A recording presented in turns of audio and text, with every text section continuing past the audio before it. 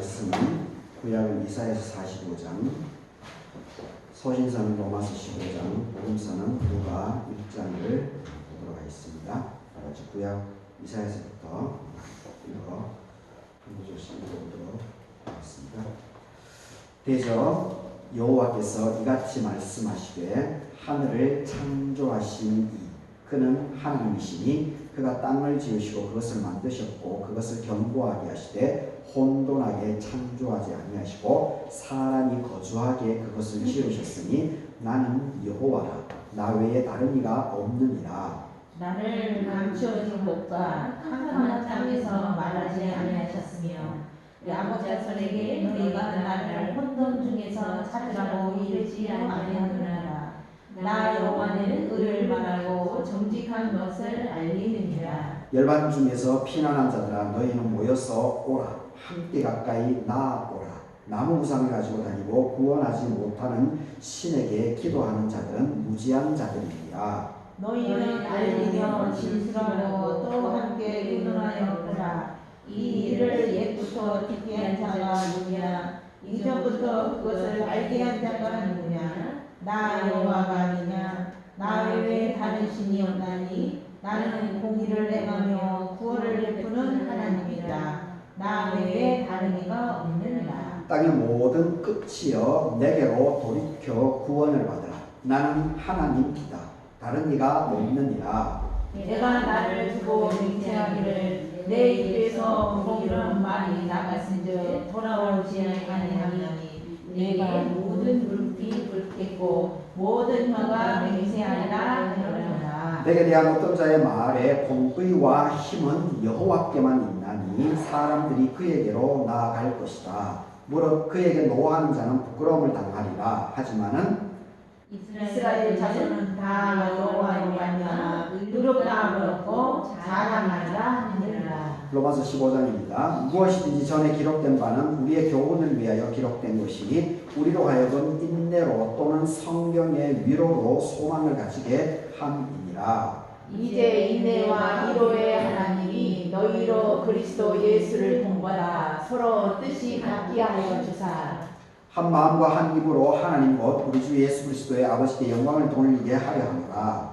그러므로 그리스도께서 우리를 받아 하나님께 영광을 돌리신 것 같이 너희도 서로 받으라. 내가 말하노니 그리스도께서 하나님의 진실하심을 위하여 할례의 추종자가 되셨으니 이는 조상들에게 주신 약속들을 견고하게 하시고 이방인들도 그 긍휼하심으로 말미암아 하나님께 영광을 돌리게 하려 하심이라. 기록된 바 그러므로 내가 열방 중에서 주께 감사하고 주의 이름을 찬송하리로다 함과 같으니라. 또 이르되 열방들아 주의 백성과 함께 즐거워하라 하셨으며 또 모든 열방들아 주를 찬양하며 모든 백성들아 그를 찬송하라 하였으며 또 이사야가 이르되 이새의 뿌리 곧 열방을 다스리기 위하여 일어나시는 이가 있으리니 열방이 그에게 소망을 두리라 하였느니라. 소망의 하나님이 모든 기쁨과 평강을 믿음에서 너희에게 충만하게 하사 성령의 능력으로 소망이 넘치게 하시기를 원하노라. 누가복음 1장입니다. 여섯째 달에 천사 가브리엘이 하나님의 보내심을 받아서 갈릴리 나사렛이란 동네에 가서 다윗의 자손 요셉이라는 사람과 약혼한 처녀에게 이르니 그 처녀의 이름은 마리아라. 그에게 들어가 이르되 은혜를 받은 자여 평안할지어다 주께서 너와 함께 하시도다 하니 처녀가 그 말을 듣고 놀라 이런 인사가 어찌한가 생각하매 천사가 이르되 마리아여 무서워하지 말라 너가 하나님께 은혜를 입었느니라. 보라 내가 은혜하여 아들을 낳으니 그 이름을 예수라. 그가 큰 자가 되고 지극히 높으신 이의 아들이라 일컬어질 것이고 주 하나님께서 그 조상 다윗의 왕위를 그에게 주시리니 영원히 야곱의 집을 왕으로 다스리실 것이며 그 나라가 분하리라. 마리아가 천사에게 말하되 나는 남자를 알지 못하니 어찌 이 일이 있으리까. 천사가 내가 이르되 성령이 너희에게 임하시며 지극히 높으신 이의 능력이 너를 덮으시리니 이러므로 나실바 거룩하는 하나님의 아들이라 일컬어지리라. 보라 너의 친족 엘리사벳도 늙어서 아들을 배웠느니라. 본래 임신하지 못한다고 알려진 이가 이미 6달이 되었나니. 대저 하나님의 모든 말씀은 능하지 못하시니. 함께 듣습니다. 마리아가 이르되 주의 여종이오니 말씀대로 내게 이루어지이다 하매 천사가 떠나가니라. 아멘. 오늘 이사야, 로마서, 누가복음으로 이새의 뿌리에서 이런 제목으로 하나님의 말씀을 생각을 해보도록 하겠습니다. 오늘 대임절 두 번째 주일입니다. 그리고 절기로는 대설 3일째를 맞이하고 있습니다. 오늘 예배에 참석하신 여러분들에게 하나님의 은혜가 함께하기를 바라겠습니다.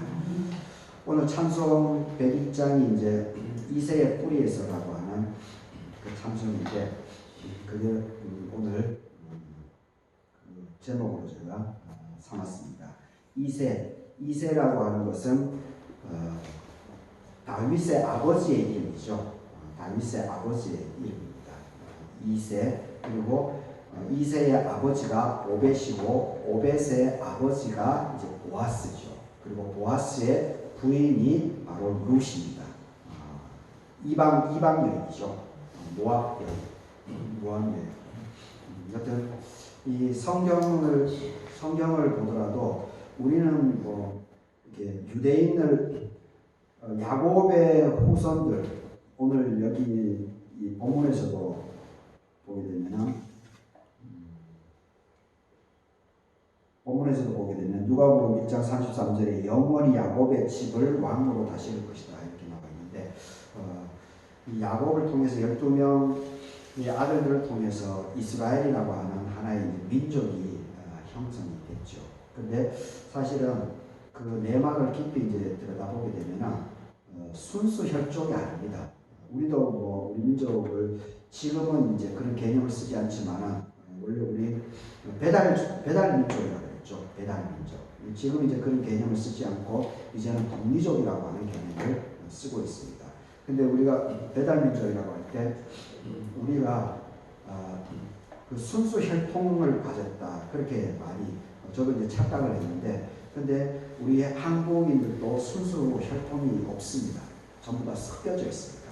심지어는 우리 그 가야 김수로 왕의 이야기에서 보듯이 페르시아 오늘 이제 그 이사야서에 나오는 이 대목인데 이 바벨론을 멸망시키고 그 다음에 이제 세계 제국을 건설했던 페르시아 지금의 이란이죠.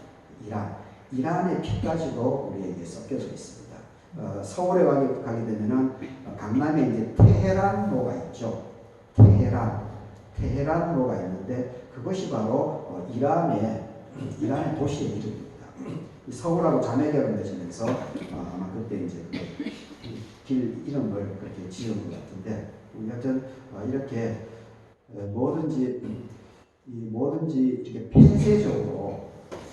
폐쇄적으로 가게 되면은 오래 가지 못합니다. 항상 개방성이 있어야 됩니다. 개방성. 그리고 지금 우리나라 현실을 보게 되면은 지금 국내에 있는 사람들이 3D 현상이라고 해서 뭐 어려운 일을 안 하려고 하죠. 그래서 외국인 노동자들이 지금 우리나라에 상당히 많이 들어와 있지 않습니까? 그리고 이제 통계청 자료를 뉴스를 보니까 우리나라의 출산율이 지금 0.6%랍니다. 0.6%. 부부가 한 명의 아이를 지금 낳지 않고 있는 상황입니다. 그만큼 이제 결혼하지 않는 남녀들이 많다는 거죠. 참 이게 참 심각한 인간적으로 보게 되면 이제 심각한 문제입니다. 물론 이제 하나님께서 어떻게 길을 이끌어 가시겠지만 0.6명밖에 되지 않는다는 겁니다. 그래서 이제 아마 우리가 더욱더 이 외국인 노동자들을 어떤 식으로든지 적극적으로 그분들을 차별하지 말고 그분들을 적극적으로 잘 수용하고 그리고 그분들에게 선한 영향력을 끼치고 가능하다면 예수 그리스도 복음을 증거해 주게 되면 이렇게 귀한 영향력이 있지 않을까 그런 생각도 해보게 됩니다. 지금 우리 지역 교회를 보게 되면 아마 제가 볼 때는 일대교회에 이제 외국인 노동자들이 가장 많이 참여하지 않을까 그런 생각을 좀 해보게 됩니다. 하여튼 이 이새의 뿌리 이새의 집안, 다윗의 집안, 그리고 예수 그리스도의 집안 내에 벌써 이렇게 이방 문화들, 이방의 핏줄들이 많이 이렇게 들어와 있다라고 하는 것을 우리가 다시 한번 잘 새기면서 언제든지 자꾸 이렇게 몸을 움츠리는 것이 아니고 자꾸 열어젖히고 그리고 다양한 이 주변의 변화들을 어떻게 해서든지 이렇게 자기 것으로 만들어내야 됩니다. 그래서 그것을 주도를 해 나가야 되지 그것을 막 자꾸 배척하고 그렇게 하면은 결국은 우리 한국 사회도 어쩔 수 없이 유럽이나 미국처럼 교회가 술집으로 팔리고 그런 현상이 아마 우리 한국 사회도 조만간에 나타나는 현상이 되지 않을까 그렇게 봅니다. 참 안타까운 일이죠. 우리가 어떻게든지 자꾸 이렇게 마음문을 열고 새로운 것을 어떻게 자꾸 받아들이려고 하는 이러한 훈련들이 많이 필요한 것 같습니다. 오늘 이사야서 45장에 있어서는 여기서 하나님에 대한 이 바벨론 포로라고 하는 70년의 식민지 생활 속에서도 하나님께서는 이사야 선지자를 통해 가지고 계속적으로 이 하나님의 역사하심에 대해서 하나님에 대해서 계속해서 강력한 메시지를 던져주고 있는 것을 보게 됩니다.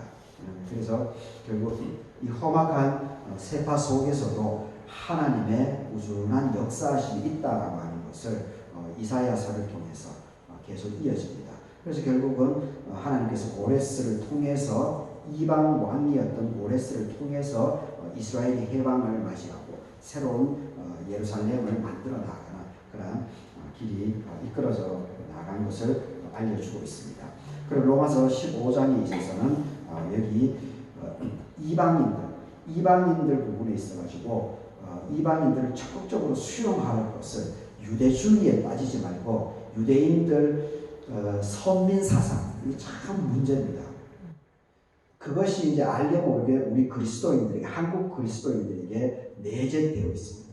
우리 의식 구조 속에 그것이 교회에 오래 다녔다라고 하는 사람들 속에 건강하게 성경을 해석을 훈련받지 못한 사람 속에 그것이 장제되어져 있습니다.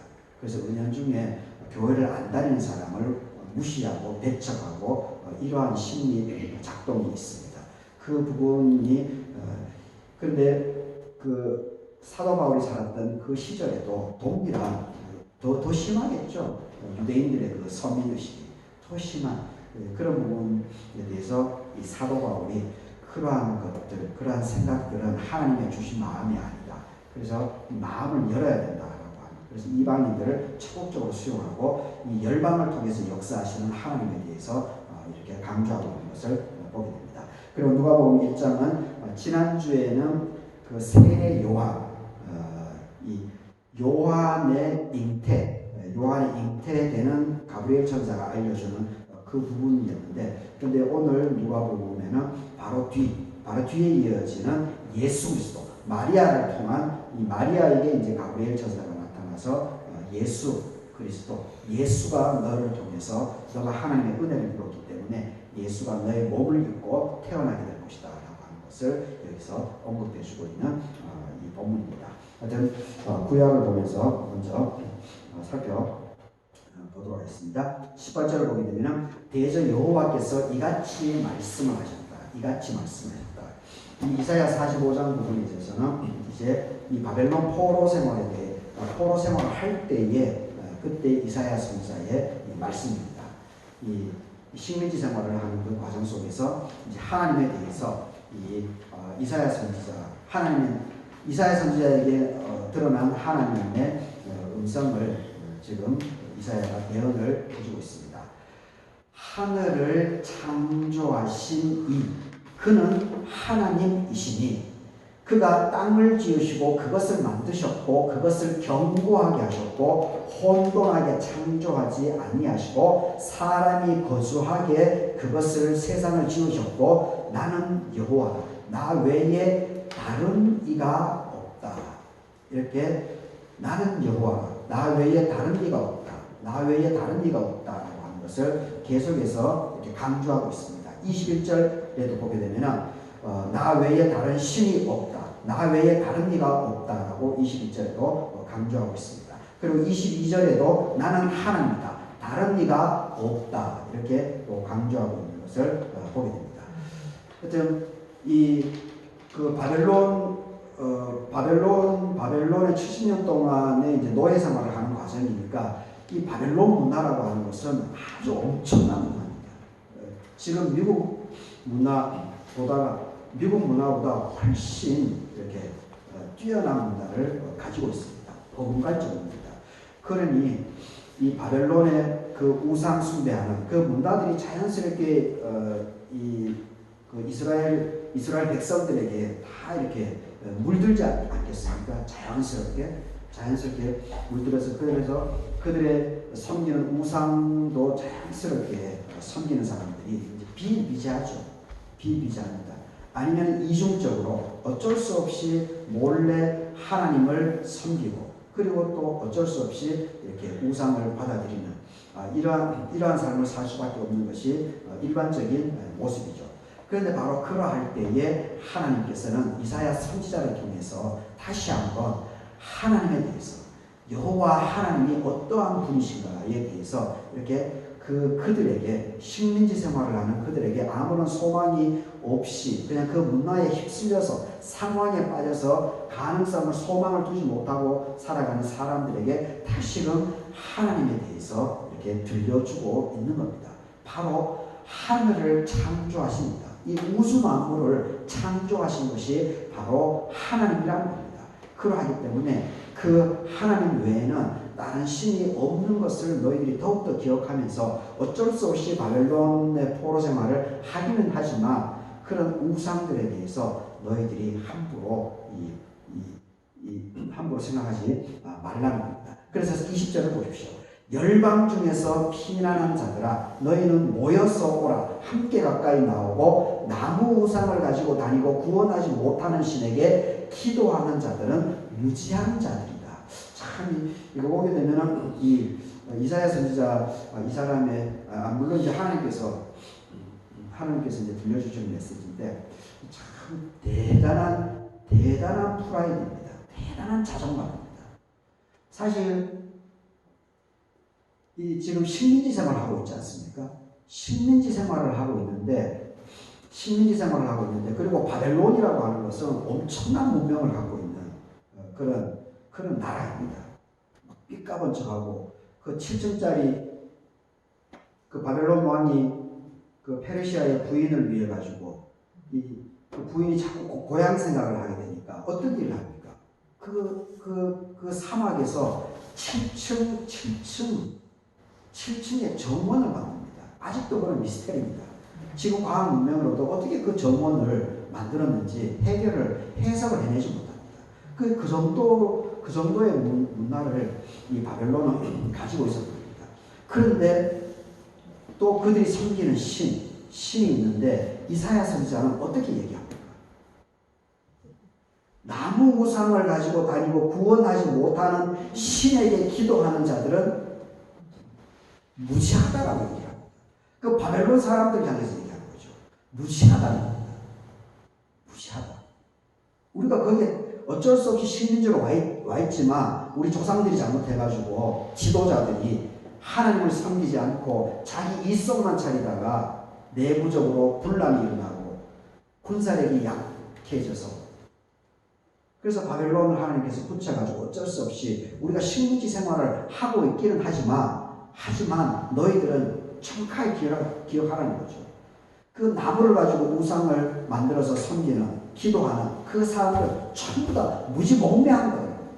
우리가 정말 대단한 족속이라는 겁니다.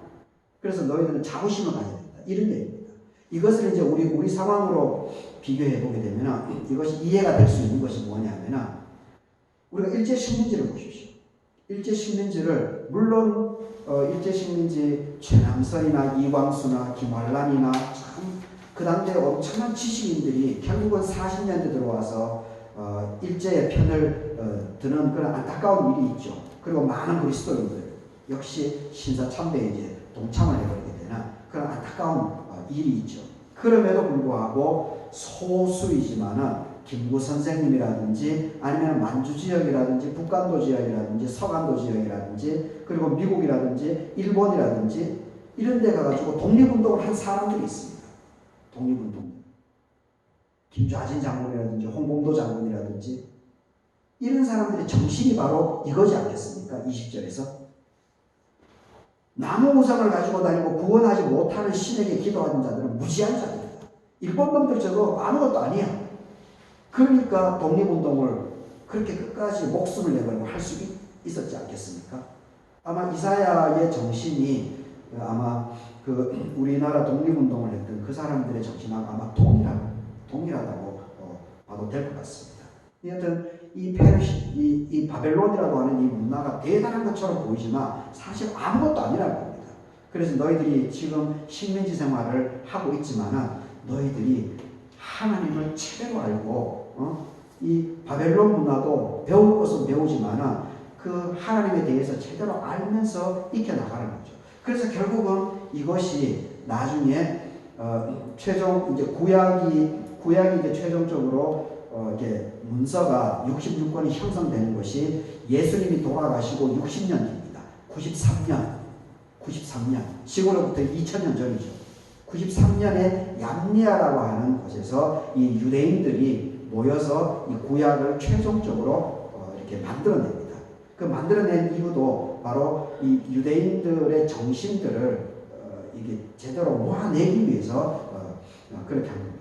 그래서 참 그런 부분에 있어서 유대인들은 참 대단한 저력을 가지고 있다 그런 생각도 해보게 됩니다. 하여튼 이사야 45장에서 다시 어려운 고난의 과정 속에서도 식민지 생활을 하는 과정 속에서도 하나님께서는 계속해서 역사에 나간다는 거죠. 하나님의 사람을 선택해서 계속해서 하나님의 역사를 이끌어 나가고 있는 것을 보게 됩니다. 우리 삶의 과정 속에서도 반드시 하나님께서는 이렇게 우리와 함께 하시고 여러분 스스로와 함께 하고 있다는 것을 우리가 반드시 기억을 해야 됩니다. 그런데 우리가 그러한 것을 놓쳐버릴 때 상황에 빠지게 됩니다. 상황에 빠지게. 그리고 사탄의 유혹에 빠져서 이 상황 너머에 역사하시는 하나님의 손길을 바라보지 못하고 그러할 때 우리가 허덕이게 됩니다. 그리고 우리가 거기에 더욱더 이렇게 빠지면서 삶의 진보가 깊어져 나가게 되는 것을 보게 됩니다. 이번 주 부흥회에서 성동경 목사님이 여러 가지 말씀을 하셨지만 이 대목과 관련돼서 무슨 말씀이 있습니까? 문제가 생기면 어떻게 된다고 했습니까? 문제가 생기면 좋은 일. 문제가 생기면 좋은 일이 있을 거라고 그랬죠. 근데 우리 모두는 어떻게 됩니까? 문제가 생기면 어떻게 됩니까? 거기에 빠지지.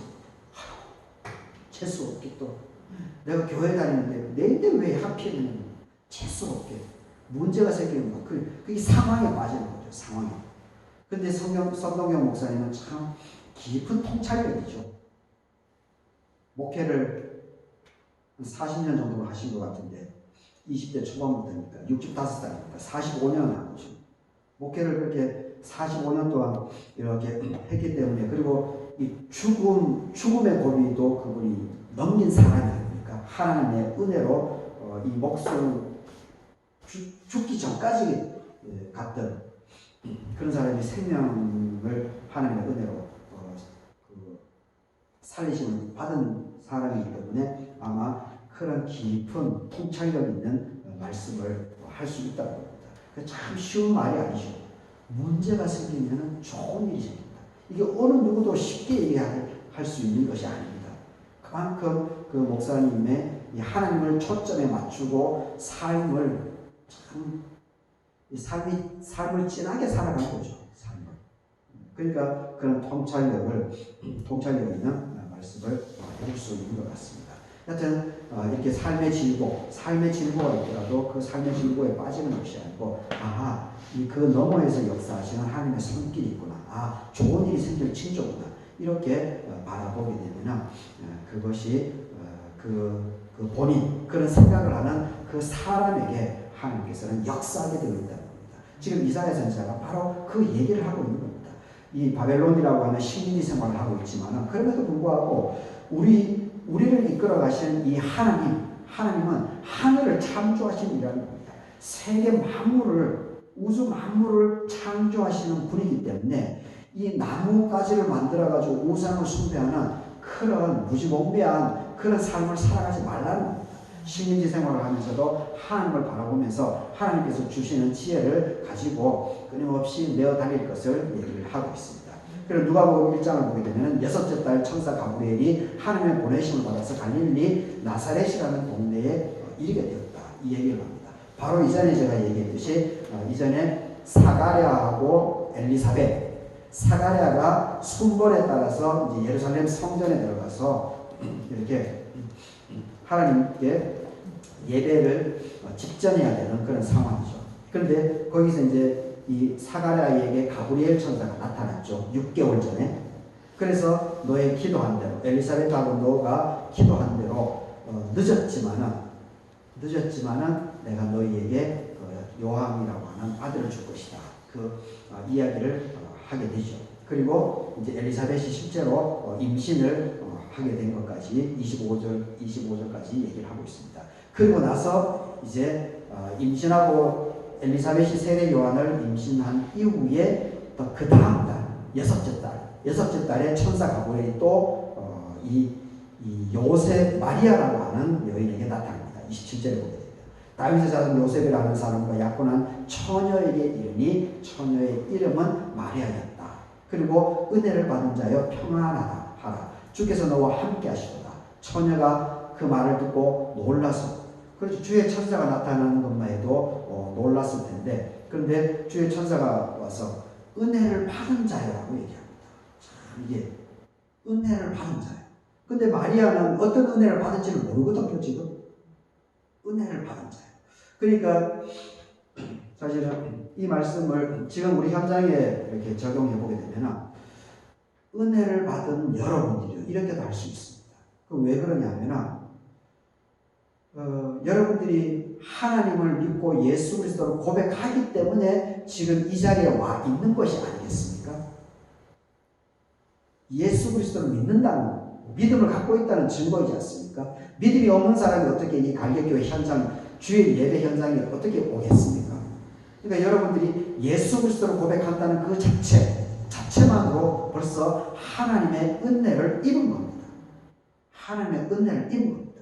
그리고 아무런 질거 없이 이렇게 건강한 모습으로 이렇게 예배당에 왔다라고 하는 자체가 하나님께서 함께 하시기 때문에, 건강하기 때문에 여러분들이 여기에 오신 것이 아니겠습니까? 그 또한 하나님의 은혜를 입은 겁니다. 그러니까 우리가 일상적으로 이렇게 하나님의 은혜를 입고 살아가고 있음을 우리가 잘 이렇게 느낄 필요가 있습니다. 깨달아야 됩니다. 그런데 이러한 것을 깊이 있게 깨닫고 자꾸 인지를 많이 하면 할수록 그 사람이 더욱더 하나님 가까이에 갈 수밖에 없습니다. 근데 무덤덤하게 되면 그거는 하나님 가까이 가는 것이 아닙니다. 여튼 은혜를 받은 자라고 얘기를 하고 있습니다. 그러니까 이제 마리아가 놀래죠. 내가 무슨 은혜를 받았지? 나 은혜 받은 게 없는데. 그래서 어찌하는가 생각하매, 그러니까 이제 마리아가 이상하죠. 그래서 왜 그러지? 그렇게 합니다. 그러니까 이제 30절에 천사가, 가브리엘 천사가 얘기합니다. 마리아가 무서워하지 말라. 너가 하나님께 은혜를 입었다. 또다시 얘기합니다. 또다시 확인시켜줍니다. 참, 이게 엄청난 사건이죠. 바로 예수 그리스도에 대한 엄청난 사건. 그때 우리가 교회에 하나님을 믿는다라고 하는 것도 이 엄청난 사건입니다. 제가 하나님을 대학 다니면서 다니게 됐는데, 이것도 참 제 삶에서 제가 하나님을 믿게 되고 더군다나 이렇게 목사까지 됐다라고 하는 것이 참 제가 아직도 이해가 안 됩니다. 고정사촌, 명성교회 다니는 고정사촌 누림을 통해서 제가 전도를 받았는데, 사실은 재수할 때 우리 작은 형님, 제 바로 위에 말띠 66년생 이 형님 같은 경우는 고정사촌 누님하고 1년 동안 같이 생활했습니다. 그 집에서. 그러니까 그 고정사촌 누님이 얼마나 전도를 했겠습니까? 근데 작은 형님은 아직도 교회를 안 다니고 있습니다. 근데 저는 고등사촌 누님 댁에 다니지 않았습니다. 우리 큰 누님이 있었기 때문에 큰 누님 댁에서 생활했습니다. 근데 고등사촌 누님이 가까이 있었으니까 큰 누님 댁 가고 뭐 걸어서 10분, 7분, 10분 정도 거리 있었으니까 가끔 이제 사촌 동생이지만은 그래도 전도를 하려고 뭐 동생이기도 하고 그러니까 혀를 다시 올려와 있고 안쓰럽기도 하고 그러니까 가끔씩 우리 집에 이제 큰 누님 집이죠. 큰 누님 집에 가끔씩 찾아오기도 했는데 그때 그 고동 사촌님이 저에게 기원아 너 대학 갔으니까 이제 하나님을 믿어야 돼. 그래서 너 명성교회 나와 이렇게. 그래서 저는 그 한마디에 그냥 아무런 이런 방법에 그 반발이나 그런 거 없이 그냥 곧바로 명성교회 갔습니다. 지금 생각해도 참 이게 신비죠. 이게 신비입니다. 결국은 구원은 우리가 전도하는 것은 우리의 몫이죠. 전도하는 것은 우리의 몫인데, 근데 그 전도를 받은 사람이 아멘을 할지 안 할지, 그것은 결과적으로 참 이게 오묘한 겁니다. 결국 이제 그래서 우리가 하나님의 몫이다라고 이렇게 하는 건데, 그렇다고 해가지고 우리가 전하는 일을 게을리해서는 안 되죠. 기회를 얻을 때마다 전하긴 전해야 되는데, 하여튼 그러니까 너가 하나님께 은혜를 받았다. 너가 하나님께 은혜를 받았다. 다시 한번 이것을 확인시켜 줍니다. 그러면서 이제 본론을 얘기합니다. 본론 32절에서 보라, 너가 잉태하여 아들을 낳으니 그 이름을 예수라 합니다. 예수라.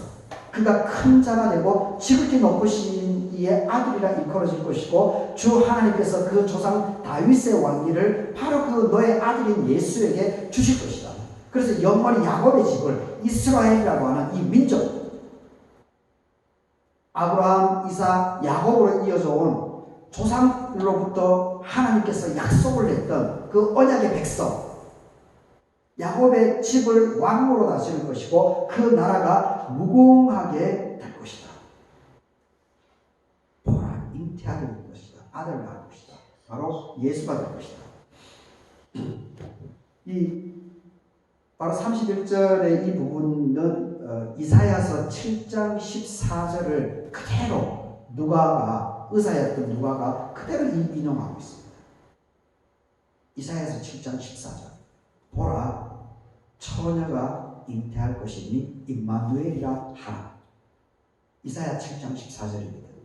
하여튼 참 이사야 선지자는 보통 사람이 아닙니다. 그러니까 66장이나 됩니다. 성경의 가장 깁니다. 66장. 그리고 신구약 성경이 하필이면 66권으로 되어 있지 않습니까? 하여튼 이 이사야 선지서는 하여튼 이 이사야는 정말 하나님께 정말 엄청나게 쓰임을 받은 사람입니다. 이 예수라고 하는 것이 여호와는 구원이다.